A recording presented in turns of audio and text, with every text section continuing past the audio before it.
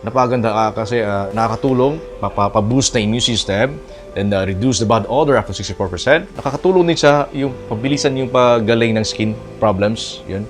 Nakakatulong din siya yung yung sa fertility ng aso. Then yun na-prove ko talaga yun. And then yun, mas iwas talaga yung aso sa mga sakit-sakit. Kung may sakit man siya, yun mas nakatulong din yung mas mapabilis yung recovery ng aso. So yun yung talagang napapawaw talaga ako sa product ng Grand Humivit. Yung Grand Humivit, ang ginagawa namin, panghalo sa feeds yan.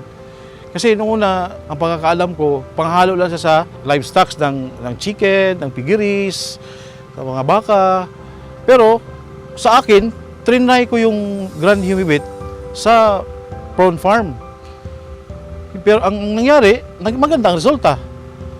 Sabi ko nga, 100% ang result ng aming harvest.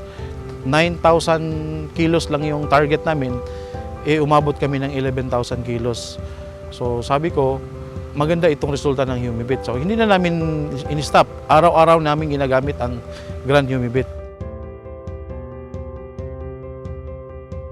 Isa sa masasabi ko na amazing po talaga yung result sa puguhan namin. First is egg production, sobrang ganda. Nag-increase po kami ng 20 to 40%. Weekly basis po yon kasi kinakount namin to weekly, daily harvest. So makikita namin yung growth. Second is yung makikita po namin yung mortality rate na sobrang baba ng mortality rate namin. Isa kasi sa problema din namin yung daily na mortality. So sa tulong ng Grand Humivit, nabawasan po na less po yung mortality rate namin. And of course, yung sa feed consumption nila, yung sa FCR nila, sobrang ganda. Nakakatipid po talaga kami by means sa feeding sa kanila. Kasi nga, sobrang ganda ng epekto ng Grand Humivit. You see, ang normal grow kasi ng baboy is 5 to 6 months before ma-dispose mo.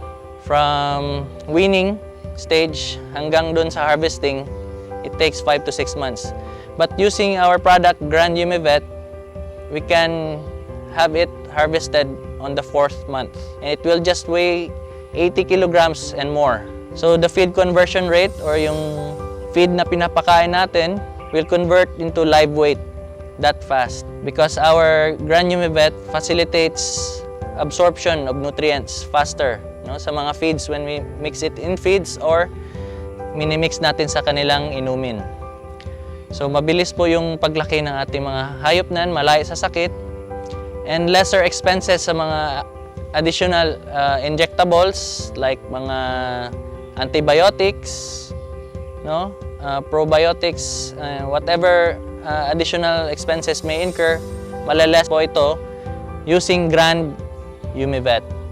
Faster growth, wala pong baho ang kanilang byproduct, and at the same time, mabilis yung kita.